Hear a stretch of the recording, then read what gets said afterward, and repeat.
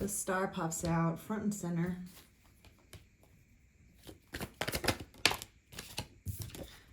So, same with the High Priestess.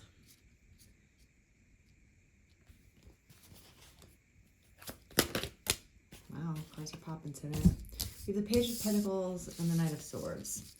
Okay.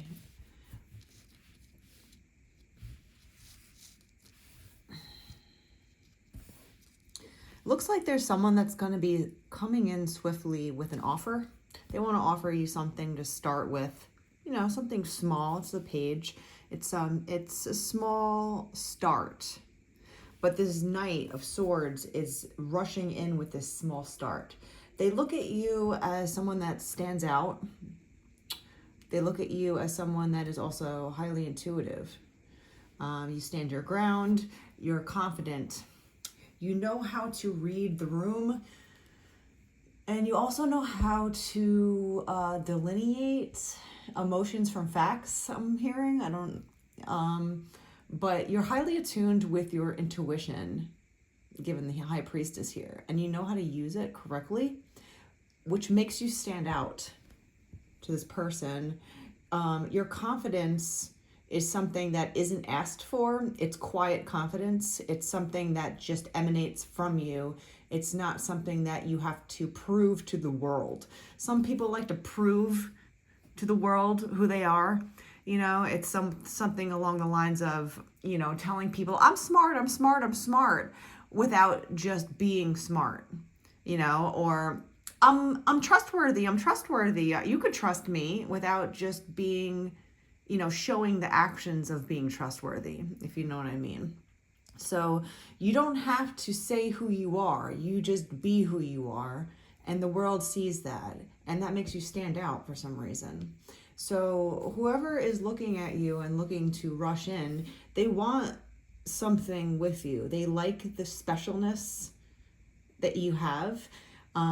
You're just rooted in your own truth.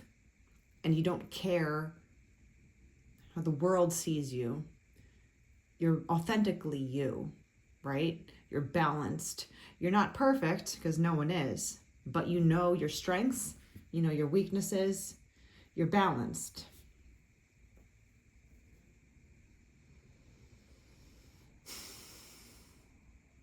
But someone really wants to make a move here, or they want to offer you something to grow upon. Again, the page is something like, hey, you want to start something? You want to hang out once? You want to work on this small project with me? See how it goes.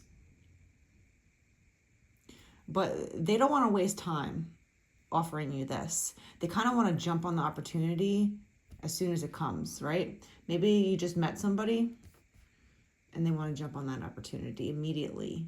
You know, it's kind of like a man who knows what he wants, or a woman who knows what she wants. As soon as you see something that you know is special, you go for it without hesitation. And that's what the energy is kind of giving me here. It's like, I know what I like, I know what I want, and I just saw it, and I'm going to go for it. Who is this Knight of Swords?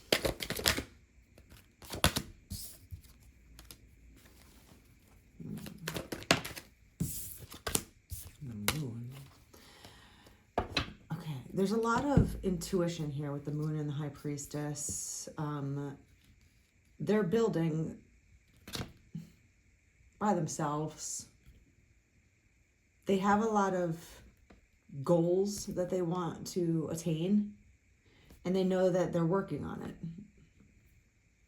They're like, okay, well, I have all this built up. I built up my life. I built up my work, my career. What else do I need here? And they're looking at you as some sort of answer. They haven't said a word yet with the Moon energy. It's all internal, especially with the High Priestess and the Moon. There's a lot of intuition. There's a lot of inward feeling and thinking. And there's a lot of inward planning, being in tune with yourself, right? Being conscious of how you're feeling, what you want. Dreaming of dreams that make your life exciting. What else could I add to this? What else could I add to my life? And I think that's why they're coming towards you. They want a counterpart. They know that they have to team up or add to whatever they're growing.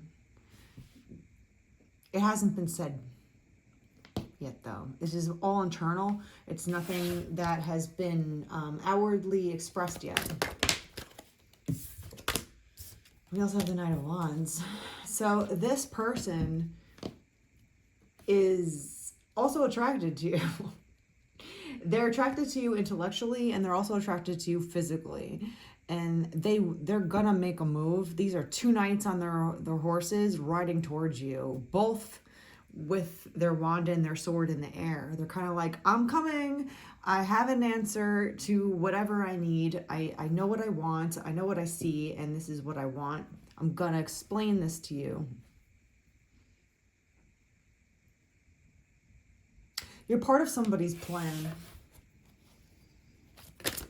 Wow, these cards. What else? Take these three. We have the King of Pentacles. We have the Lovers and the Devil.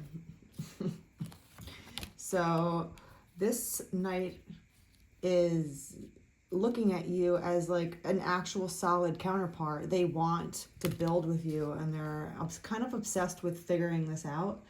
They might be obsessed with finding you out or like learning about you more. They're doing research. They really feel like you're the one. They feel like you are a lot of the aspects of what they're looking for. And that's what's making them be like, wow, okay, I see you. And now my eyes are not, my eyes aren't blinking. They're highly fixed on you right now. And with the Lovers here, it's kind of like fate. It's all about timing and fate and your other counterpart. It's kind of like, I don't like to say that it's your other half because you're whole by yourself, but this person really is complementary to you, and vice versa. You're complementary to them. With the King of Pentacles here, it looks like someone wants to kind of really solidify something with you. They want to lock it down. They want to come to you, offer you something small to start because they don't want to scare you away, but inside they have a lot more things to say, let's say. But they're attracted to you. They're looking at you in this way of like, okay, you got my attention now. This is what I've been looking for. And I want this King of Pentacles always needs a queen. The King of Pentacles is very stable in everything, in finances, in love, and money. And this king wants to complete his life with his counterpart. So whoever's coming towards you, rushing in, they've thought about this for quite some time with the moon energy, the high priestess. They've done the work. You're standing out to them, and they want to offer you something because, one, they want to build their lives up to where they want to be, and it seems like you fit the mold. So that's interesting. So what is this person offering you? Lies?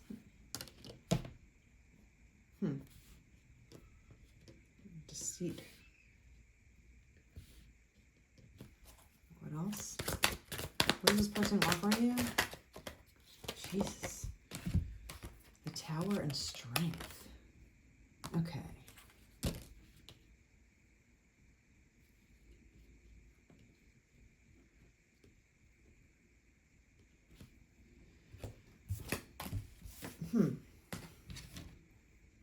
I think that, either them or you or both of you have gone through a big change in life lately. It's been a drastic change. I think you realized who your people are. Sometimes you have to cull your friendships, whether online, in person, whatever. You got to look through your friend lists and evaluate who's really there for you and who's not, who's talking behind your back and who's supporting you behind your back, who is lying to your face and who's telling you the truth, even if it's hard. And once you realize who's good for you, who's not, it's kind of a big tower where you just rip the Band-Aid off and you're like, no, I'm not talking to this person. They lie. I'm not talking to this person. I know she gossips. I'm not talking to this friend because I know that she's angry when I succeed, or is competitive with me when I do something good. And you've learned through trial and error and through experience that, this negative entities, the negative entities around you that are cheating, lying, being deceitful, being frenemies, you just jump out of that building per se, and you're just like, F this life. I don't like the people around me. I'm out of here, right? You take what's yours and you leave all the other BS behind, which shows the strength of yourself. If you are willing to let go of all the negative people around you, even if you're alone for quite some time, because in the long run, it's for the betterment of your sanity, your sanctity, your serenity, whatever you want to call it, your peace. You're fighting for your peace. And in order to get that sometimes with people, you have to go no contact. You have to jump out of that evil building, like if you're surrounded by a bunch of deceitful people, sometimes if you remove yourself quietly instead of fighting with numerous people over what's right or wrong, it's easier. You change directions, you change courses, you turn a new page, and you start a new chapter in your life.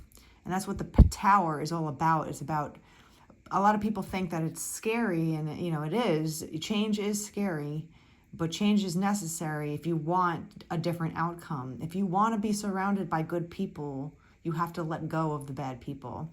And a lot of people are afraid to lose their friendships, quote unquote, or their subscriberships, or their likes online. Their ego almost trumps their peace of mind.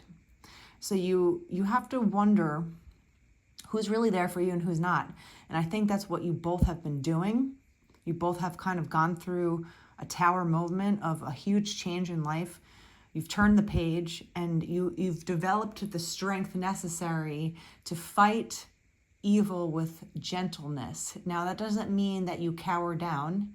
It doesn't mean that you're a pushover. It just means that sometimes it's smarter to fight whatever people you're fighting with the opposite, right? If someone is giving you a bunch of hate, you counteract that with love. It doesn't mean that you put yourself in a position where it's going to hurt yourself.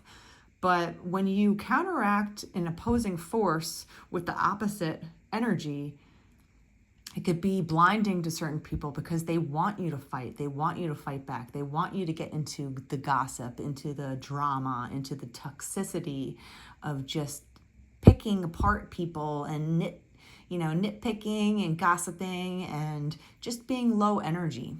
So once you jump out of that energy, right? You jump out of those groups of people that are definitely not there for you. They're almost like rooting for you to fail, right? But then they're pretending to be your friend. Or they're gossiping about you behind your back, and then to your face, they're all fake nice. You know the people, and you can feel it. Whether you do something about it or not is up to you. And you got to jump sometimes. You got to just cut people off if you know that they're really not there for you, which helps you to develop your own strength and your own respect for yourself. And I think you're both on the same path when it comes to that. So now it's like, okay, well, I cut people out. Now what? Who do I want around me? You got to start over. You got to rewrite your life. You got to rewrite what you want for yourself, because now you have the space and you have the peace of mind to think for yourself. You're not influenced by other people trying to, sway your opinion for their own political gain or their social gain or whatever else people do when they're bored or when they have low self-esteem, right? Now you're in a place where you're like, okay, well, I cut a few people out. I culled my Facebook friends or whatever it is, right? I don't care if I have 2 friends or 7,000 friends. It doesn't matter because I know who's there for me and who's not. My ego isn't attached to how many friends I have on Instagram, stuff like that. So now you are given the opportunity to pick and choose who is right for you, who's good for you, the good people you surround yourself with. And that's what this person is doing. That's what you are also doing as well.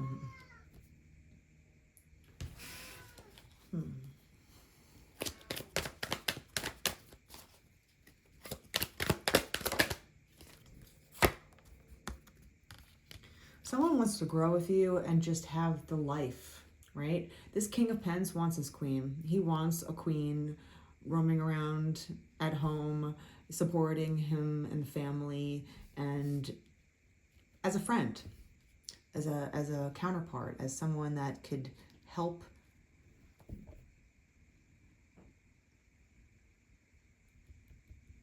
And I think that's why there's so much obsession here. It's because it's hard to find good people.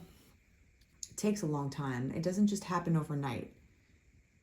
It's kind of giving me the energy of, like, let's say a guy is a serial dater and he doesn't really know what he likes. He just kind of stumbles around life dating whoever comes along, whoever he's just physically attracted to. It doesn't matter if she's crazy, if she's a narcissist, if she's using him for money. It doesn't matter to him. He just wants the physical attraction and that's it. He stumbles along life, just going from one person to the other, not having any sort of qualifications of what he's looking for. This is the opposite of this person. When you're looking for a good person, when you're picky, when you're choosing somebody to be with, and instead of just falling into a relationship, you can find a boyfriend or a girlfriend today if you have no sort of qualifications of what you want. You can go down to the store, just hit on the next person and see whoever sticks. Whoever says yes first, that's it. You know, do you have any sort of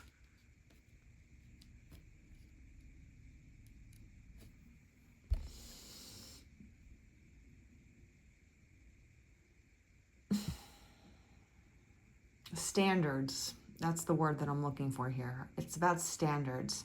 This person has standards, and it takes a long time to find someone that fits standards.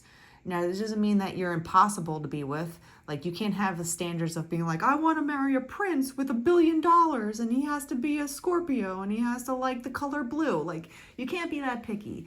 But your standards, meaning moral standards, like, is this person truthful? Can I rely on them?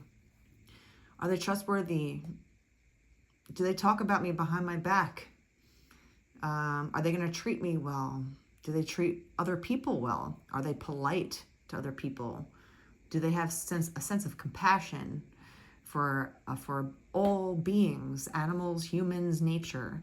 You know, these are the standards that I'm talking about. And this King of Pentacles doesn't mess around. He's a very upstanding citizen. He has respect for himself, and he wants someone else that's also respectful. You're not going to find a King of Pentacles with a floozy.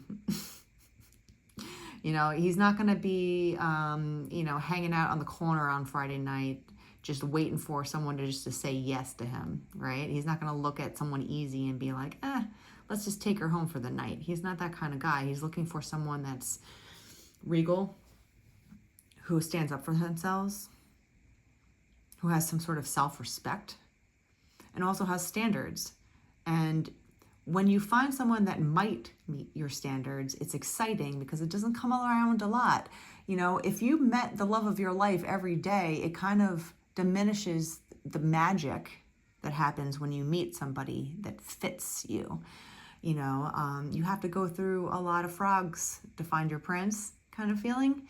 And this person's feeling that same way. They're like, all right, I've met 1 million people.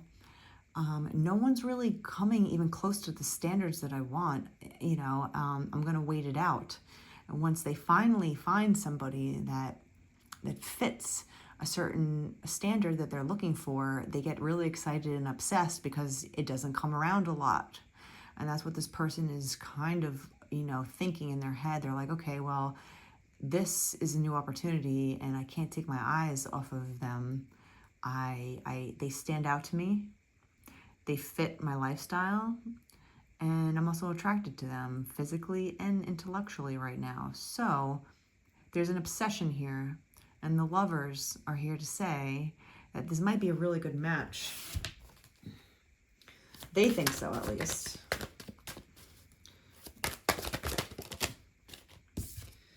Will they do anything? It's like back and forth, back and forth. It's a lot of yin-yang energy of maybe like fitting with each other. We have this too coming in. This is a lot of swift action. So someone's going to swiftly come in. They're not going to waste time. They're not going to waste any time.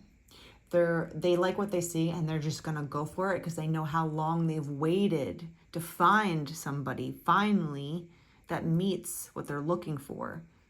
When you hold out, and you're really holding out with integrity, when you find someone that clicks with you, it's just like, all right, all lights are green. I'm going to go for it, right? You might be opposites, but it fits.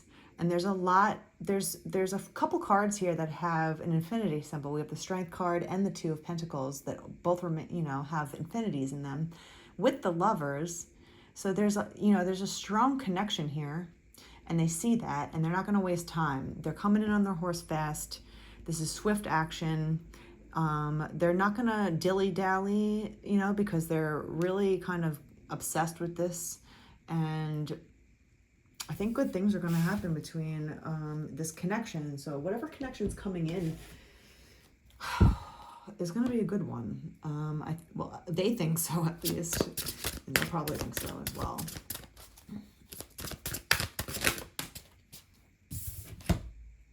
Glorious breath.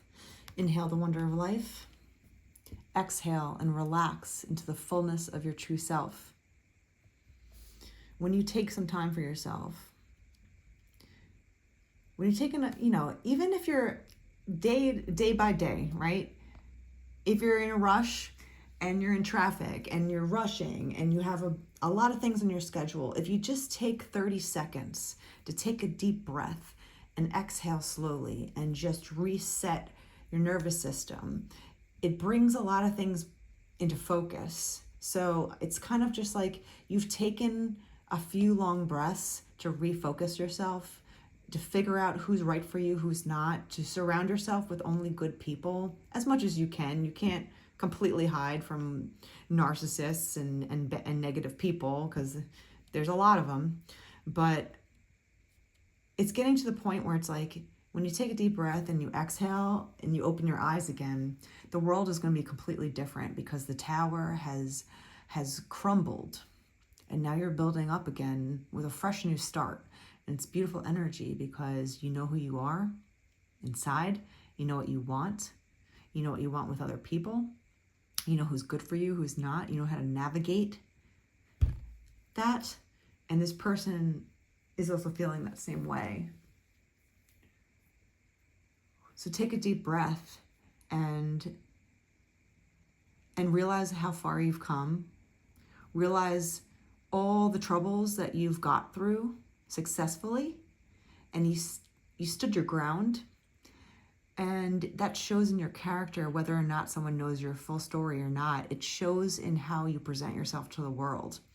And when you do that, and you take a few breaths to yourself, one day you're going to open your eyes and someone else is going to be staring at you and really enjoying what they're seeing, and looking at you like almost like the North Star that they've been trying to find in life. And when you finally meet each other with the Lovers here and the Devil, I don't think you're ever going to stop being together. This is an energy where it's just like, I'm coming in hot.